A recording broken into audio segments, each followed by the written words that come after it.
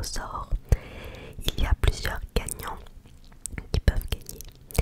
Et donc du coup, je vous donne un exemple. Par exemple, vous mettez le mot frisson. Et voilà, vous dites ok, je participe, mon mot, 2 points, frisson. Vous pouvez mettre des mots plus compliqués, vous pouvez les expliquer ou pas. Voilà, et puis je tirerai au sort. Donc du coup, pour le coup, je vous le demande jamais, mais là c'est plus pour vous. Si vous participez, je vous conseille quand même d'être abonné parce que je vais mettre les résultats dans la partie communauté. Je le mettrai aussi sûrement après dans une vidéo, je verrai, mais sûr que ça sera dans la partie communauté. Donc si vous voulez voir si vous avez gagné en tout cas et recevoir la notification, ça vaudra le coup. Sinon, je piocherai quelqu'un d'autre. Alors je vais rapidement de vous parler, ça ne veut rien dire, je vais rapidement vous parler du livre audio. Je ne sais pas si vous avez l'habitude d'écouter des livres audio. Moi, comme vous le savez, j'aime beaucoup la lecture et j'aime bien toutes les formes de lecture, que ce soit papier, que ce soit en numérique ou que ce soit en audio. Je trouve vraiment que chaque type de lecture est adapté à chaque situation. Et je vais vous donner les exemples avec lesquels moi j'écoute en fait des livres audio. Donc par exemple dans les transports, vous savez que cette année je commençais très tôt le travail et parfois j'étais très fatiguée le matin et en fait j'avais pas envie d'écouter de la musique parce que ça paraissait trop fort dans mes oreilles. J'avais pas envie d'écouter de l'ASMR sinon j'allais m'endormir à 5 h du matin. Et du coup le livre audio c'était vraiment une bonne façon de faire un entre-deux. Et ça me permettait de pouvoir lire sans me fatiguer les yeux parce que quand on est fatigué, des fois lire ça endort encore plus. Dans les transports, ça m'arrivait de l'écouter aussi hors matinée à 5 h du matin, notamment quand j'avais pas tellement envie que les gens soient au courant de ce que je lisais. Je ne sais pas si ça vous arrive. Parfois on n'a pas envie que la personne d'en face voit ce qu'on est en train de lire, c'est un peu personnel. Je sais pas s'il y a que moi. Autre utilité très sympa aux pistes audio, aux livres audio, c'est quand par exemple vous êtes en train de faire quelque chose et que vous avez envie de lire et que vous devez faire autre chose, typiquement le ménage, de la peinture, que sais-je. Et bah du coup ça vous permet de pouvoir faire de la lecture tout en faisant autre chose, ce qui est très pratique. Excusez-moi, je sais pas si vous avez entendu, mes chats sont en train de jouer, donc j'espère pas, normalement je vais couper. Et qu'est-ce que je voulais vous dire? J'étais en train de vous dire les livres audio. Ah oui, et dernière chose qui fait que moi j'aime bien les livres audio, c'est pour redécouvrir un livre que vous avez déjà lu. Parfois on a déjà lu un livre et en fait le fait de l'écouter en audio c'est une toute nouvelle expérience parce que c'est pas pareil que quand on se le lit dans la tête et ça peut être un moyen très sympa de redécouvrir un livre qu'on a déjà lu, pourquoi pas plusieurs fois. Donc du coup le programme de cette vidéo, je vous explique. Là je vais vous faire la lecture chuchotée du premier chapitre et en fin de vidéo je vous ferai la présentation de l'application ici où vous allez pouvoir retrouver Sur tes traces et d'autres livres audio. Et à la toute fin il y aura un extrait du livre Sur tes traces tel qu'il est en livre audio, c'est-à-dire lu par le comédien. Donc on va commencer tout de suite la lecture.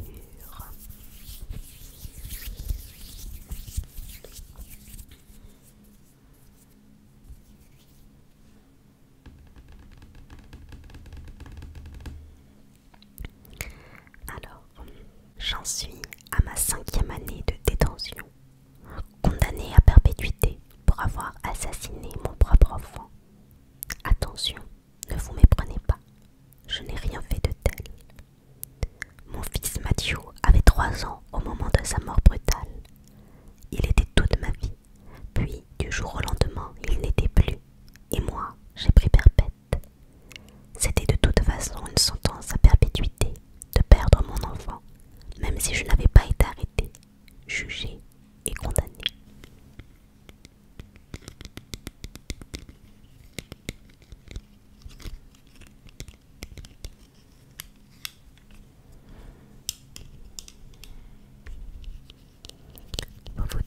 comment je peux clamer mon innocence?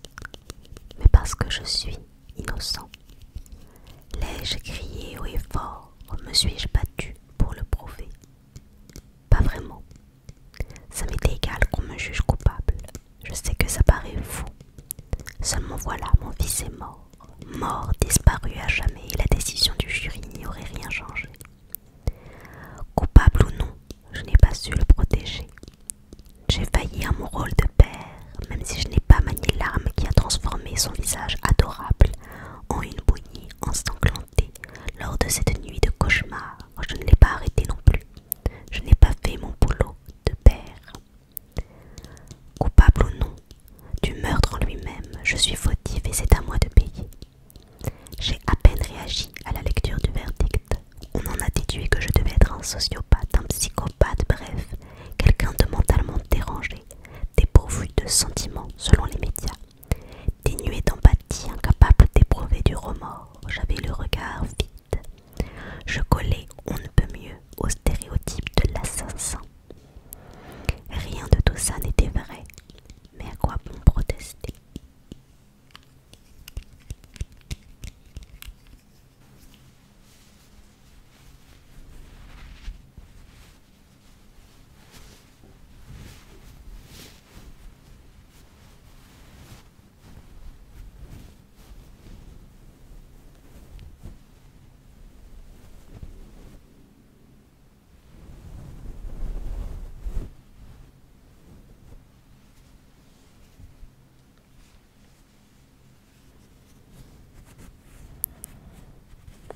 C'est moi qui ai découvert mon fils Mathieu dans son pyjama de super-héros Marvel cette nuit-là. Le choc a été dévastateur. Je n'ai pas réussi à me relever depuis et je ne pense pas que j'y arriverai un jour. La perpétuité au sens métaphorique. Ce n'est pas l'histoire d'un homme accusé à tort car au final ça ne changerait rien. Quitter ce trou à rats ne mènerait pas à la rédemption. Être libre ne me rendrait pas mon fils. Du moins c'est ce que je croyais. Jusqu'au moment où le maton, un type un peu bizarre qu'on surnomme Boucli, vient m'annoncer « Tu as de la visite ». Persuadé qu'il parle à quelqu'un d'autre, je ne réagis pas. En 5 ans de détention, je n'ai pas eu un seul visiteur. La première année, mon père a essayé de venir me voir, ainsi que ma tante Sophie et une poignée de proches qui me croyaient innocent, ou en tout cas pas vraiment coupable. J'ai refusé de les recevoir. Cheryl, la mère de Mathieu, aujourd'hui mon ex-femme, ce qui n'a rien d'étonnant, a bien tenté sa chance sans conviction. Mais je n'ai pas voulu la voir non plus. La chose était claire. Pas de visite.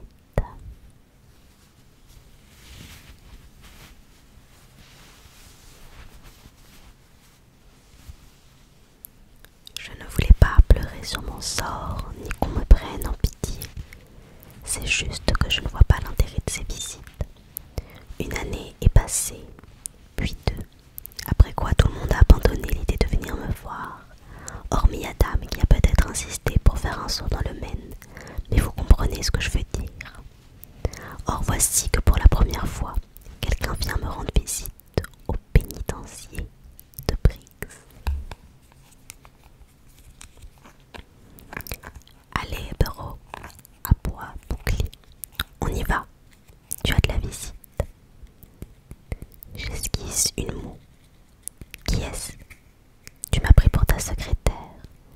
T'as cru que je m'occupais de tes rendez-vous mondains? Très drôle. Quoi? Les rendez-vous mondains? Tu te fiches de moi. Ça ne m'intéresse pas les visites, lui dis-je. Faites-le partir. Boucli pousse un soupir. Bureau, quoi? Bouge tes fesses. Tu n'as pas rempli le formulaire. Quel formulaire? Il y a un papier à remplir si tu ne veux pas de visite. Je pensais que les gens devaient être inscrits sur ma liste d'invités. Liste d'invités, répète Boucli en secouant la tête. Tu te crois à l'hôtel ici? Il y a des listes d'invités dans les hôtels. En tout cas, j'ai signé quelque chose pour notifier que je ne voulais pas de visite. À ton arrivée ici, c'est ça? Boucli soupire de plus belle. Il faut le renouveler tous les ans. Quoi? As-tu rempli un formulaire cette année pour notifier que tu ne voulais pas de visite?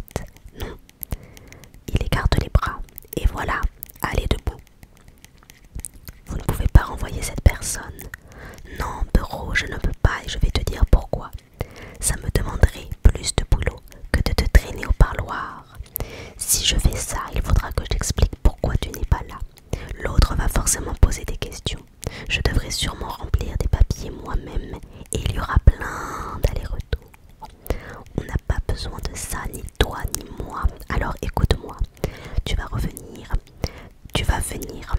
Tu n'es pas obligé de parler si tu n'as pas envie. Et ensuite, tu rempliras le formulaire pour nous éviter de recommencer le même cirque. On est d'accord?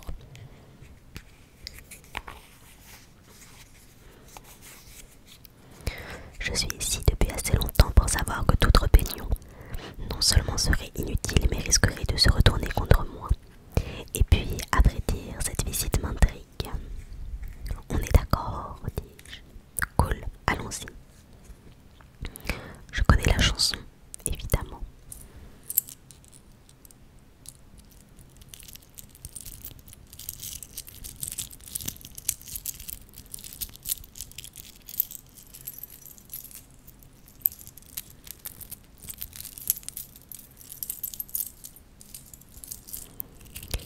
Les menottes, puis une chaîne en guise de ceinture pour pouvoir attacher mes mains à ma taille. Il ne me passe pas les chaînes aux chevilles, surtout parce qu'elles sont dures à mettre et à retirer. Ça fait une trotte depuis le QHS, quartier de haute sécurité pour ceux qui ne le savent pas, jusqu'au parloir. Nous sommes 18 détenus à y résider actuellement. 7 bourreaux d'enfants, 4 violeurs, 2 tueurs en série cannibales, 2 tueurs en série normands, 2 tueurs de flics et bien sûr un fou infanticide, votre serviteur. Une belle brochette, non? Boucli me fusille du regard, ce qui me surprend. La plupart des gardiens sont des flics ratés et hauts des gros bras qui nous considèrent, nous autres détenus, avec une apathie déconcertante. Je me retiens toutefois de lui demander ce qui ne va pas.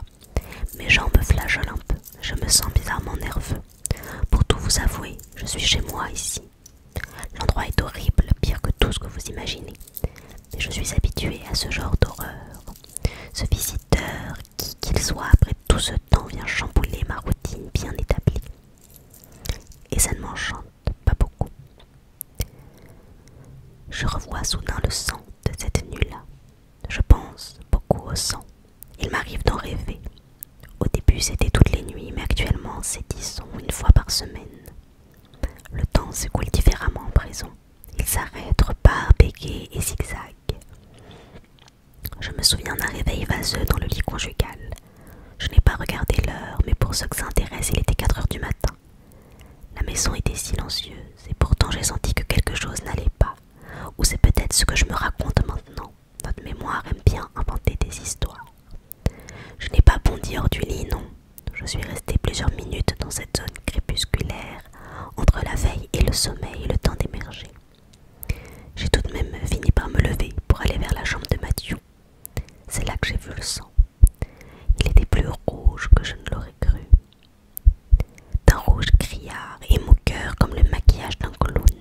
Paniquée, j'ai appelé Mathieu. Je me suis précipitée maladroitement vers sa chambre, me cognant au chambranle de la porte. J'ai appelé de nouveau. Pas de réponse. Je me suis ruée dans la pièce où je suis tombée sur quelque chose de méconnaissable. Il paraît que je me suis mis à hurler. C'est ainsi que la police m'a trouvée, en train de hurler. Les hurlements étaient comme des éclats de verre qui me transperçaient de part en part. Je pense que j'ai dû m'arrêter un moment. Mes cordes vocales ont probablement lâché, allez savoir. Mais l'écho de ces hurlements ne m'a jamais quitté. Ces éclats continuaient à me taillader, me déchirer les chairs. Magne-toi, Bureau, lance bouclier, elle t'attend. Elle. Il a dit elle. Un instant, j'imagine qu'il s'agit de Cheryl et mon pouls s'accélère. Mais non, elle ne viendra pas et je n'ai pas envie qu'elle vienne. Nous avons été mariés, 8 ans. Mariés et heureux, sauf peut-être à la fin. À cause de toute la pression, notre mariage commençait à se fissurer.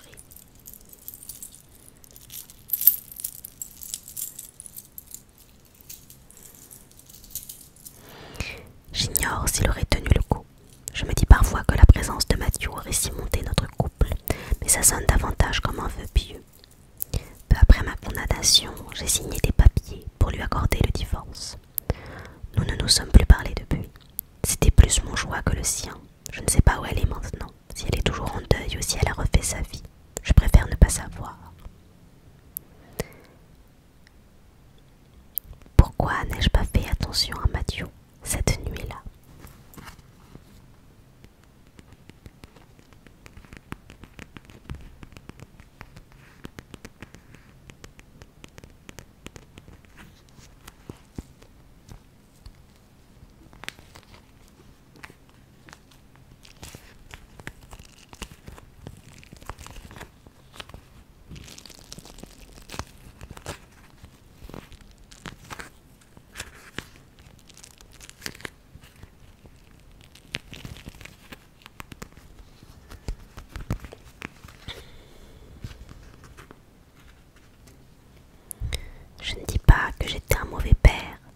cette nuit-là, je n'étais pas d'humeur. Un gamin de 3 ans, ce n'est pas toujours drôle, tous les parents le savent. J'avais mis mon fils en lit sans même lui lire une histoire, trop préoccupée que j'étais par mes propres problèmes et incertitudes. Ce qu'on peut être bête quand tout va bien dans la vie. Cheryl, qui venait de terminer son internat en chirurgie générale, était de garde au service de transplantation à l'hôpital de Boston. J'étais seule avec Matthew. J'ai bu un verre ou deux. Je ne suis pas un gros buveur, mais ces derniers mois, l'alcool me procurait, sinon du réconfort, au moins un certain engourdissement. Bref, j'ai bu un coup de trop et je me suis écroulée au lieu de veiller sur mon enfant, de le protéger, de m'assurer que les portes étaient verrouillées, elles ne l'étaient pas, d'entendre le bruit d'une intrusion et ses cris de terreur. J'étais dans l'état que le procureur a ironiquement qualifié au procès de torpeur alcoolisée. Je ne me souviens de rien d'autre, à part de l'odeur. Je sais ce que vous pensez.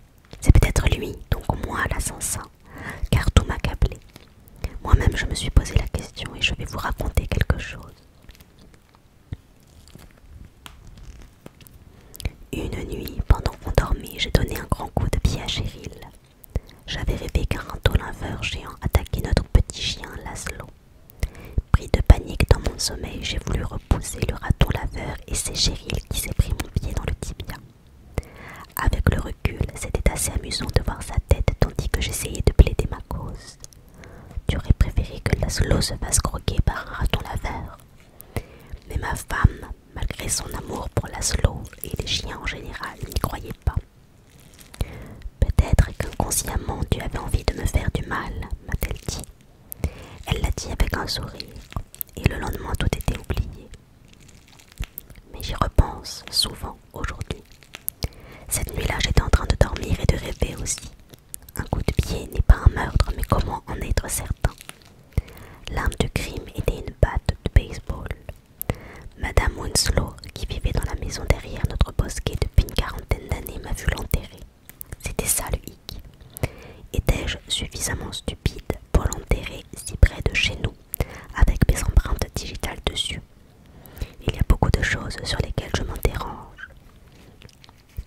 Par exemple, je m'étais déjà endormie après un verre ou deux, ça arrive à tout le monde, non, mais jamais comme ça. Peut-être que j'étais droguée. Hélas, le temps de me traduire en justice, il était trop tard pour les analyses. Au début, la police locale, qui vouait un culte à mon père, a pris mon parti. Ils ont cherché du côté des malfrats qu'il avait expédiés derrière les barreaux, mais cela semblait une fausse piste, même à mes yeux. D'accord, papa s'était fait des ennemis, mais c'était de l'histoire ancienne. Pourquoi l'un d'eux aurait-il tué un enfant de 3 ans en guise de vengeance? Cela n'avait pas de sens. Il n'y avait aucun signe d'agression sexuelle ou autre, donc quand on y réfléchissait, le seul suspect plausible, c'était moi.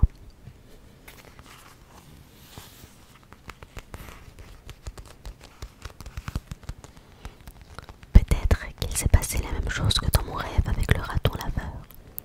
Ce n'est pas impossible. Mon avocat Tom Florio voulait en faire sa ligne de défense. Mes proches, du moins certains d'entre eux, penchaient eux aussi pour cette version. J'avais des antécédents de somnambulisme et des problèmes de santé mentale, si on forçait un peu le trait. Je pouvais jouer là-dessus, m'ont-ils rappelé. Seulement je n'ai pas avoué. Non. Car, malgré tous ces arguments, je n'étais pas coupable. Je n'ai pas tué mon fils. Je sais que ce n'est pas moi. Et je sais, oui, que tous les assassins disent ça.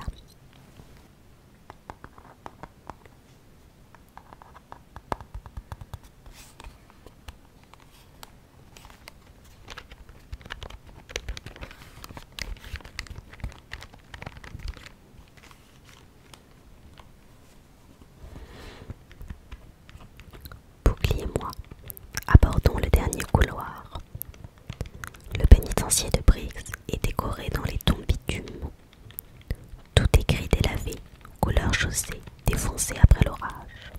Je suis passée d'une maison de style colonial, 4 chambres de salle de bain peintes en jaune soleil avec des volets verts tout en nuances ocre et boiserie à l'ancienne, avec 3000 mètres carrés de terrain au fond d'une impasse, à ceci. Mais peu importe le cadre, les apparences sont temporelles, illusoires et par conséquent sans enterrer. La porte s'ouvre automatiquement. Bon nombre de prisons ont réaménagé leur parloir. Les détenus non dangereux peuvent s'asseoir à une table avec leurs visiteurs sans séparation ni barrière. Pas moi. Ici à Briggs, on a toujours du plexiglas par balle. Je m'assois sur un tabouret métallique vissé au sol. Ma chaîne de ventre est suffisamment lâche pour me permettre d'attraper le téléphone. C'est ainsi que les visiteurs communiquent, par téléphone et à travers le plexiglas.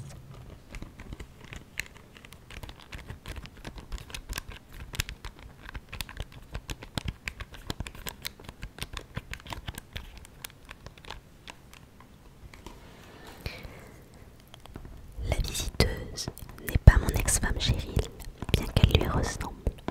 C'est sa sœur Rachel. Elle est assise de l'autre côté du plexiglas et je la vois ouvrir de grands yeux quand elle m'aperçoit.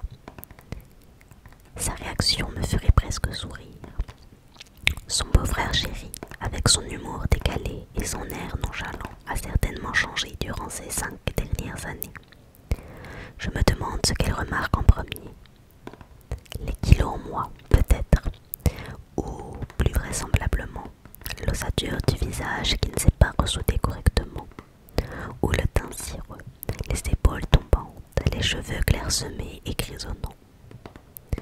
Je la dévisage à travers le plexiglas. Le combiné à la main, je lui fais signe de prendre le sien. Lorsqu'elle l'approche de son oreille, je lui demande « Qu'est-ce que tu fais là ?» Rachel sourit presque. Nous étions si proches autrefois, j'appréciais sa compagnie, elle appréciait la mienne. L'heure n'est pas aux politesses, je vois. Tu es venue ici pour échanger tes politesses, Rachel. L'ombre du sourire s'évanouit, elle secoue la tête. Non. J'attends. Malgré ses traits tirés, elle est toujours aussi belle. Elle a les mêmes cheveux blancs cendrés que Cheryl, les mêmes yeux verts foncés. Je change de position sur mon tabouret car la regarder en face me fait mal. Rachel ravale ses larmes. C'est trop absurde. Elle baisse les yeux et l'espace d'un instant, je revois la fille de 18 ans rencontrée lors de ma première visite chez les parents de Cheryl dans le New Jersey, quand nous étions tous les deux à Amherst College. Les parents de Cheryl et Rachel n'étaient pas vraiment ravis de me voir. J'étais un peu trop plébéien à leur goût, car j'avais grandi dans un quartier populaire avec un père slick. Rachel, de son côté, m'avait adopté sur le champ et j'en suis venue à l'aimer comme une petite sœur. J'avais envie de veiller sur elle, de la protéger. Un an après, je l'ai aidée à déménager à l'université de l'Emhall, puis plus tard à Columbia où elle a étudié le journalisme. Ça fait longtemps, dit Rachel. Je hoche la tête. Je veux qu'elle parte, ça me fait mal de la regarder. J'attends. Elle se tait. Je finis par rompre le silence car j'ai l'impression qu'elle a besoin d'une bouée de sauvetage. C'est plus fort que moi. Comment va Sam? Bien. Il travaille pour le labo pharmaceutique Merton, dans la vente. Il a été promu directeur commercial, il voyage beaucoup. Et elle ajoute avec un haussement d'épaule. Nous avons divorcé. Oh, dis-je, je suis désolée. En fait, non. J'ai toujours pensé que Sam n'était pas assez bien pour elle, comme tous ses autres petits copains d'ailleurs. Tu travailles toujours au Globe, non? Au ton de sa voix, je comprends que le sujet est clos.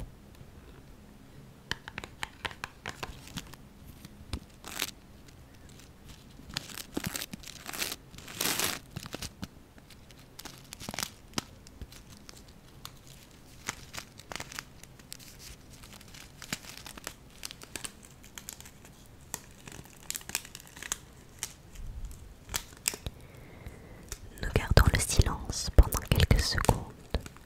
Puis je hasarde. C'est à propos de Cheryl? Non, pas vraiment. Je sens l'angoisse qui monte. Comment va-t-elle? Rachel se tord les mains en évitant soigneusement mon regard. Elle s'est remariée. Ces paroles me font l'effet d'un coup de poing à l'estomac, mais j'encaisse sans me broncher. Voilà, me dis-je, voilà pourquoi je ne veux pas de visite. Elle ne t'en a jamais voulu, tu sais, et nous non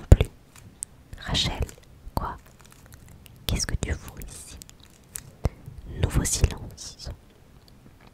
Derrière elle, j'aperçois un autre gardien, un que je ne connais pas qui nous observe. Il y a 3 autres détenus au parloir, tous des inconnus. C'est grand, Briggs, et je préfère rester dans mon coin. J'hésite à me lever pour partir, mais Rachel se remet à parler. Sam a un ami. J'attends. Enfin, collègue plutôt. Il est directeur marketing chez Merton. Son nom est Tom Langley. Il a une femme et 2 petits garçons, une jolie famille. On se retrouvait autrefois à des barbecues d'entreprise, des choses comme ça. Sa femme s'appelle Irène. Je l'aime bien. Elle est marrante, Irène. Rachel s'interrompt, secoue la tête. Je m'embrouille là. Mais non, pas du tout, c'est une histoire palpitante. Rachel sourit pour de vrai. Je retrouve le David d'avant. Elle poursuit plus posément cette fois. Il y a 2 mois, les Longley sont partis en voyage d'entreprise dans un parc d'attractions à Springfield. Il s'appelle Six Flags, je crois. Avec leurs 2 garçons. Irène et moi, on est restés amis.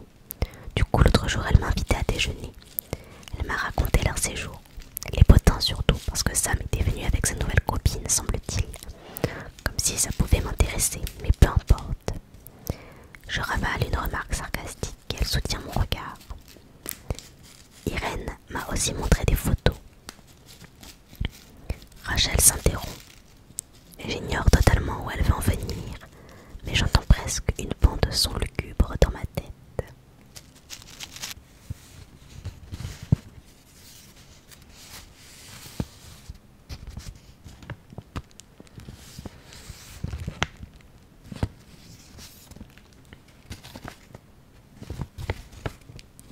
Elle sort une enveloppe craft, la pose sur le rebord devant elle et la contemple longuement, comme pour décider de la conduite à tenir.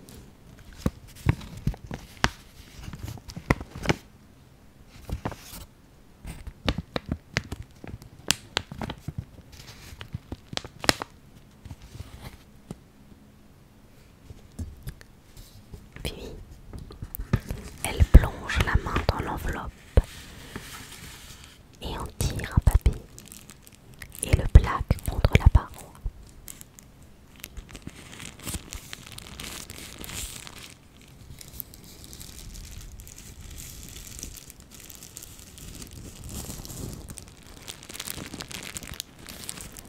C'est une photo en effet. Je ne sais qu'en penser. La photo a été prise dans un parc d'attractions. Une femme, la désopilante Irène sans doute, sourit timidement à l'objectif. 2 garçons sont collés à ses hanches, un de chaque côté. Aucun des 2 ne regarde l'objectif. À leur droite, quelqu'un habillé en Bugs Bunny. À leur gauche, Batman. Irène a l'air quelque peu décontenancée et c'est amusant à voir.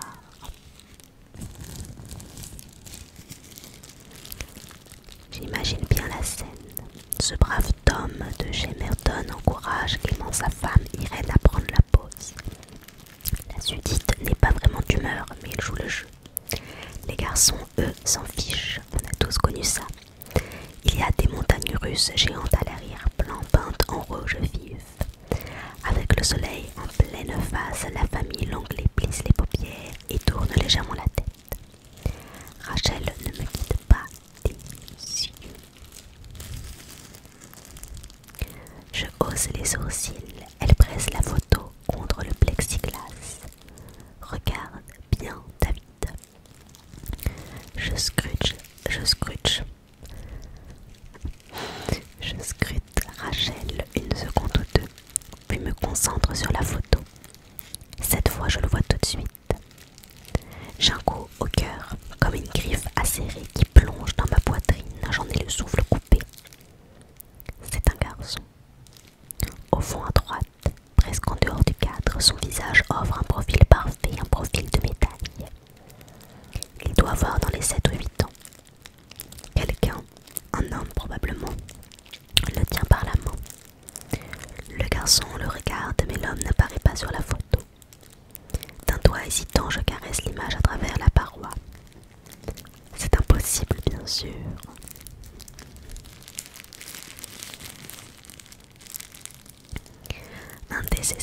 voit ce qu'il a envie de voir, et pour être honnête, aucun habitant du désert affamé et assoiffé qui aperçoit un mirage à l'horizon n'a connu un désespoir comme le mien. Mathieu avait à peine 3 ans au moment de son assassinat. Personne, pas même un parent aimant, ne pourrait prédire à quoi il ressemblerait 5 ans après. Il y a une ressemblance, c'est certain, mais c'est tout. Un sanglot me déchire la poitrine. Je me mords le poing. Et lorsqu'enfin je recouvre l'usage de la parole, je dis simplement: c'est Mathieu. Mathieu, Mathieu, Mathieu, Mathieu, Mathieu. Alors voilà pour la lecture du premier chapitre. N'hésitez pas à me dire vos hypothèses. Qu'est-ce que vous pensez qui a pu se passer cette nuit-là? Est-ce que c'est réellement Mathieu? Moi, je ne vais rien vous spoiler, je ne vais rien vous dire. Je suis en cours de lecture, donc je vais vous donner 0 élément et 0 hypothèse pour pas vous spoiler tout simplement l'histoire.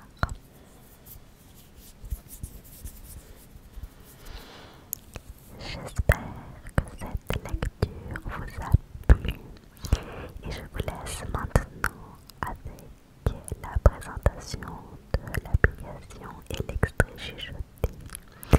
Et moi je vous laisse là. Donc voilà comment se présente l'application. Donc vous voyez vraiment que ça propose un catalogue très divers. On a énormément de genres et tous les livres sont lus par des comédiennes et des comédiens professionnels. Donc bon bah voilà, pour ceux qui sont même déjà allés au théâtre, vous imaginez bien les émotions que ça permet de, comment on dit, de faire ressentir quoi. Donc n'oubliez pas de participer pour pouvoir gagner un livre audio. Donc vous me dites un petit mot en rapport avec un polar thriller et voilà. Et puis moi je vous compte comme participant. Donc l'application, bah, vous la retrouvez sur les, vous savez, sur votre portable, là où il faut télécharger les applications, je sais plus les noms, vous m'avez compris. Donc c'est LIZZIE, l'application est gratuite. Donc le principe, c'est un abonnement qui est mensuel. Donc en fait, chaque mois vous allez recevoir un crédit, et un crédit c'est égal à un livre que vous pouvez choisir dans le catalogue. Donc l'abonnement est à 9,99 € par mois. Et vous pouvez aussi acheter des livres audio à l'unité sans s'abonner si vous êtes intéressé que par un livre par exemple. Pour info, si vous êtes abonné à Canal+, et ben en fait vous vous connectez sur l'application avec vos identifiants Canal+, et vous aurez accès à un livre audio au choix par mois parmi l'ensemble du catalogue. Alors même si vous n'êtes pas abonné, pour chacun des livres, vous avez un extrait audio de 10 minutes gratuit qui peut vous permettre du coup de commencer à écouter pour voir si un livre vous plaît ou pas. Et pour finir, il y a le mode hors ligne qui vous permet que même si vous n'avez pas de réseau ou si vous êtes en mode avion, ou voilà, oui c'est surtout quand on n'a pas de réseau, et bien de pouvoir continuer à écouter le livre. Voilà.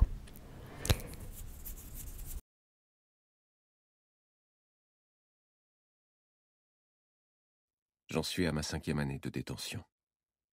Condamné à perpétuité pour avoir assassiné mon propre enfant. Il était toute ma vie. Puis du jour au lendemain, il n'était plus. Et moi, j'ai pris perpète. Maintenant, c'est l'inverse qui m'apparaît clairement. Mathieu est vivant. Et on m'a tendu un piège. Qui? Pourquoi?